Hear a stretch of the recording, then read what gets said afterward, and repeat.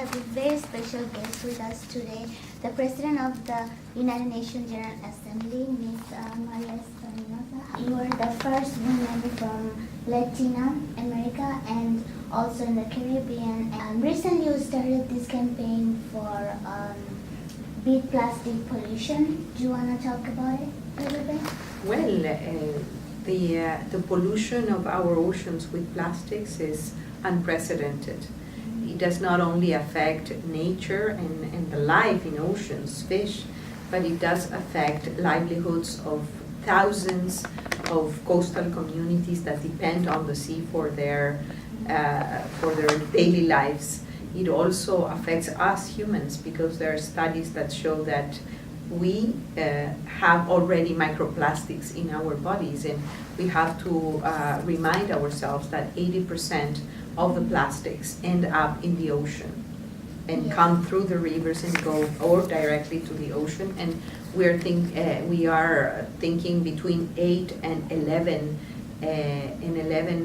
million tons of plastics that go to the seas every year. So we are working very hard on a global awareness campaign to beat plastic pollution, to avoid using single-use plastics, to have, to be very aware from the consumer side that we can avoid, we can live without single-use plastics around us. So it's an awareness campaign, it's a worldwide campaign that is going to take form, if we say, during a big concert that we're organizing the 1st of June in Antigua and Barbuda in partnership with UNEP, UN Environment Program, and also with the government of Norway. So we will have this huge concert for awareness raising around the world, but also we are campaigning to make sure that the UN is a single-use plastic-free environment, but the entire world. So we need the commitment of young people, of the younger generations, to say no to plastics, to single-use plastics, and to contribute to clean our oceans. Also, recently there's the young people, they came out from schools and talking about climate action, and somebody who's 16 years old just get nominated for Nobel Peace Prize. And so youth here in the West are doing a lot, and I'm originally from Bangladesh, which is, particularly vulnerable for global warming. But the young people there have other problems, like poverty, and there's some refugee crisis right now. So how can, we are young people from here, encourage them to, talk about climate action? Well, thousands of high school children went to the streets to ask their leadership, the authorities of their countries, to take action, to be bold, to really raise the ambition of their mitigation commitments. In other words, to decrease the amount of CO2 emissions to the atmosphere. We already know that the Paris Agreement was a very important step forward, but it's not good enough. The arithmetics is not good enough. And when we think that climate change is something that we shouldn't worry about because we have so many other problems, like the refugee crisis, like poverty, inequality, it so happens that climate change exacerbates, it's an accelerator of all these other problems. If we don't fix climate change and the adverse effects of climate change, we are going to be in trouble in terms of the production of food, to increase poverty, to increase the number of people that are displaced because of drought or because of floodings or because of cyclones, as we are seeing in the southern Africa, what is happening in Mozambique. And what we see is that today we were able to identify at least 20 million climate refugees that have to leave because of climate-related events. But the estimates for the future are very worrisome. We're speaking about 200 million people for 2030, only because of climate. So climate is very much connected to poverty alleviation, to closing the gaps of inequality, to fighting hunger. So it's all interconnected, and we need to act, and we need to act now and quickly. And that's why I am organizing this event high-level event with presidents, with ministers, to raise our ambition, to recommit ourselves to deliver on the climate agenda. And what would be your message for leaders in the local community, let's say in Bangladesh or a small island countries, to work with the young people there to raise, awareness for climate action?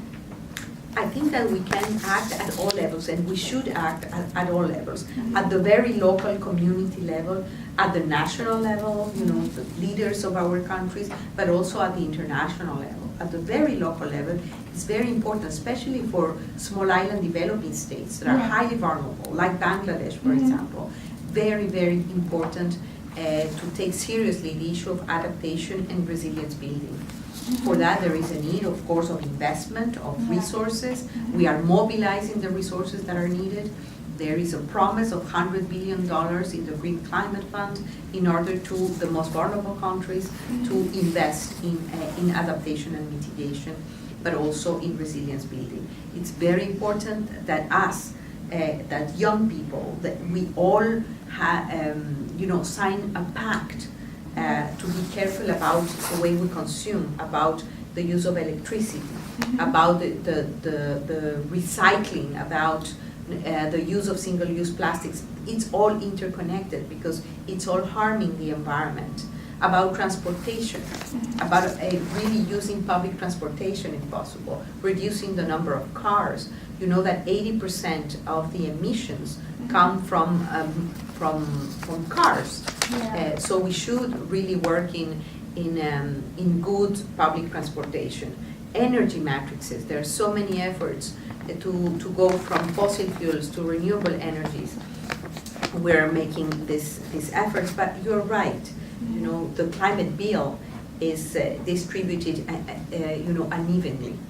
The big economies, the big countries are the ones that are stronger emitters, and the ones who suffer are the small island developing state, the small landlocked countries. So there is a need to keep this principle of common but differentiated responsibilities. Yeah. A lot of the young people in the war zone, they're getting arrested like teenagers, that under 18. So what are the strategy UN is taking to help protect these young people in the war zone? Well, I think that there are several difficult situations, and I think in general the role of young people should be seen not as threats or as victims only, but as architects of peace. Yeah. I am a strong believer that young people have a very important role to play in peace processes. Just a few weeks ago, I came back from Finland.